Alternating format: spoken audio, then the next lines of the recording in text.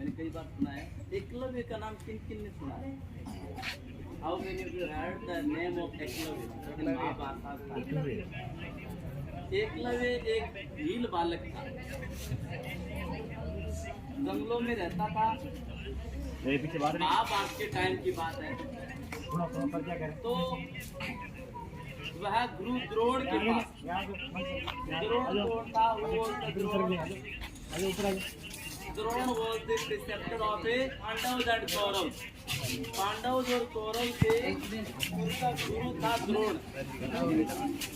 तो भील बालक जिनकी इच्छा थी कि मैं बहुत बड़ा धनुर्धर बनूंगा, ना इसमें बहुत बड़ा धन आता हूँ, तो इसके लिए वो कहाँ गया? किसके पास गया?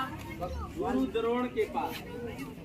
तो गुरु द्रोण के पास जाता है तो गुरु द्रोण ने उसको शिक्षा देने के लिए मना कर दिया। उसने कहा कि मैं सिर्फ ब्राह्मण और जो क्षत्रिय है उनको, क्षत्रियों को ही शिक्षा देता हूँ। और इसकी ट्रेडिशन थी उस टाइम में कि सिर्फ क्षत्रियों को ही ये शिक्षा लेने का अधिकार था। तो भील बालक वापस आता है और क्या करता है? वह जंगल में, सुनो ध्यान से, Eklavya return to the jungle, वापस जंगल में रिटर्न होता है, वापस जंगल में आ जाता है। अब वहां पर क्या होता है? वो कहता है भी गुरु द्रोण ने मेरे को मना कर दिया, लेकिन कोई बात नहीं, मैं गुरु द्रोण की मूर्ति बना लेता हूँ और उसके सामने आर्चरी, धनुर्विद्या की प्रैक्टिस करूंगा।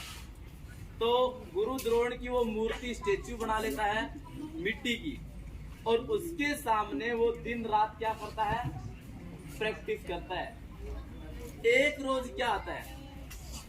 पांडव और कौरव उस जंगल में आते हैं प्रैक्टिस के लिए। वहां प्रैक्टिस के दौरान देखा जाता है कि एक बालक ने तीरों से कुत्ते का मुंह भर दिया और वो तीर उस कुत्ते के मुंह में बंद हो गए और उसके कहीं भी खून भी नहीं आया।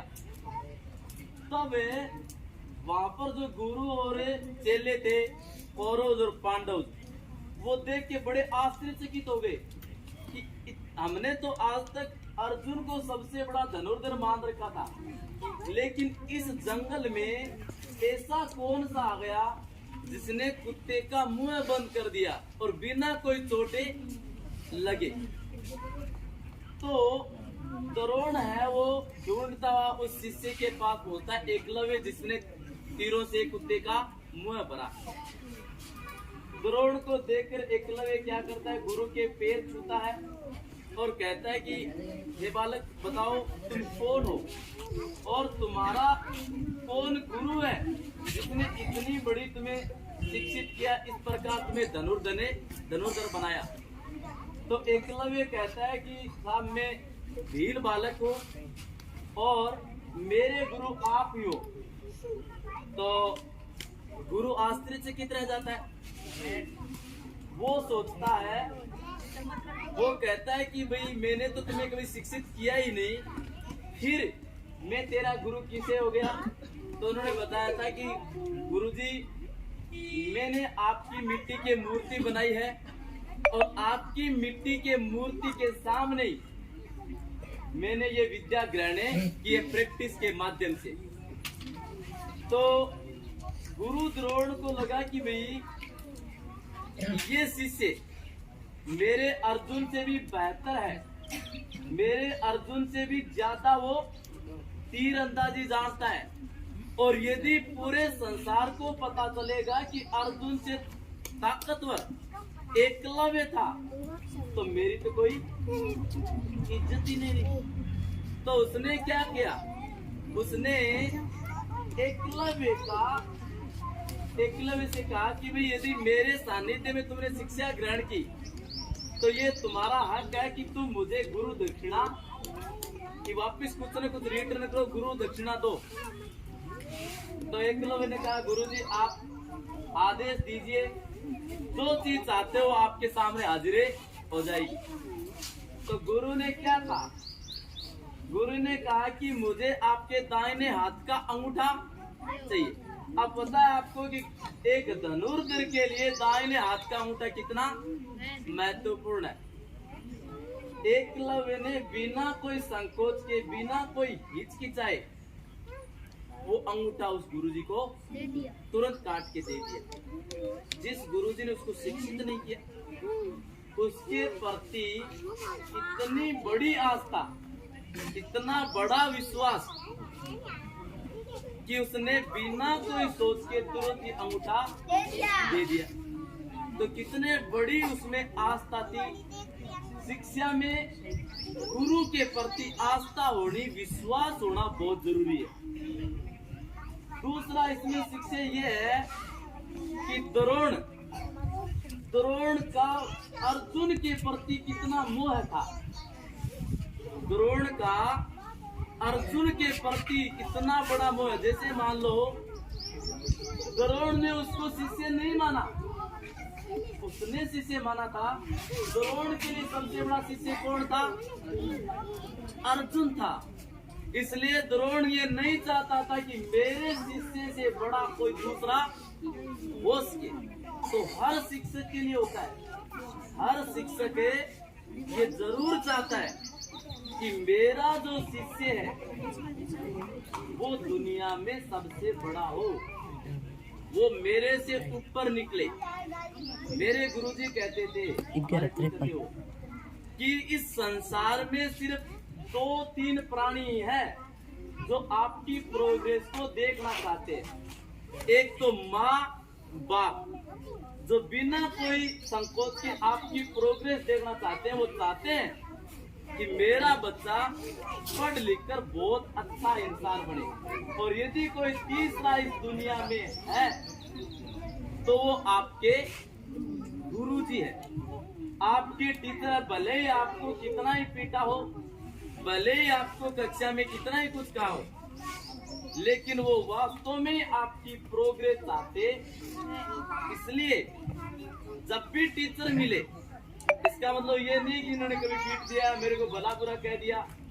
भले ही कह दिया हो, लेकिन आप एक अच्छे इंसान बनोगे तो टीचर खुल के कहेगा कि हमारा पढ़ाया हुआ है, हमने पढ़ाया था कभी इसको, हमारी स्कूल में पढ़ता था। ये गर्व से कहेगा। क्यों? चाहे उसने पीटा हो, चाहे कैसे हो, लेकिन वो गर्व से कहेगा। और कोई नहीं कहते। तो 3 ऐसे इंसान है जो हमेशा ही दूसरे की प्रोग्रेस को पसंद करते हैं। नहीं तो भाई भी भाई की प्रोग्रेस से नहीं चाहता। समझ गए? अब बात रही रेस्पेक्ट और आदर की,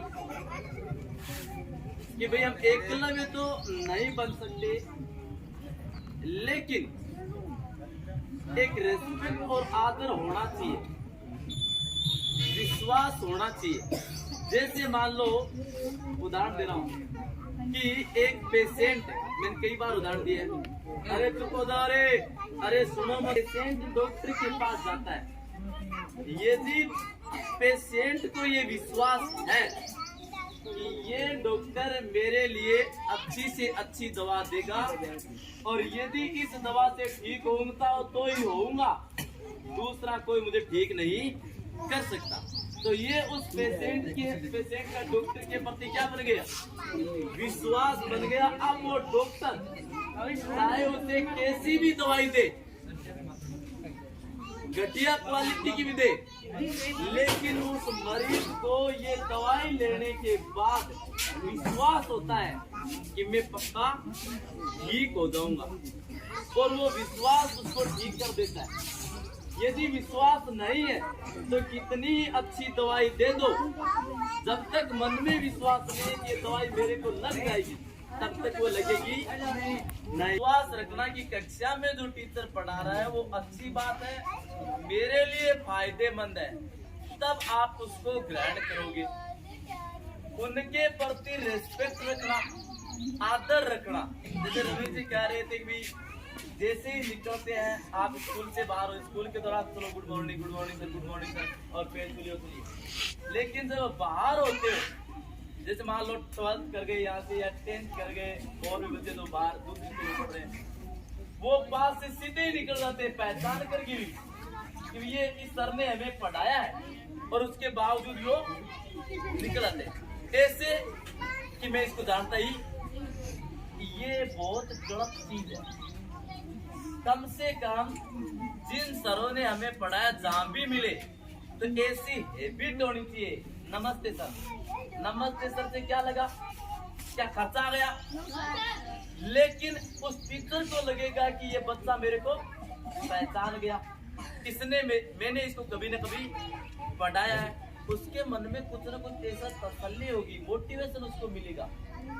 इसलिए कभी भी आपको बाहर जब भी टीचर मिले और मिले तो यदि अंगूठा नहीं दे पाते हो तो अलग चीज, अभी अंगूठा नहीं दे पाते हो तो कम से कम नमस्ते तो कर लेना चाहिए, सम्मान तो दे ही देना चाहिए, उसमें कुछ खर्चा नहीं, समझ रहे हो ना। और हमेशा टीचर के प्रति विश्वास होना चाहिए, तभी जाकर आप शिक्षित हो पाओगे। Thank you.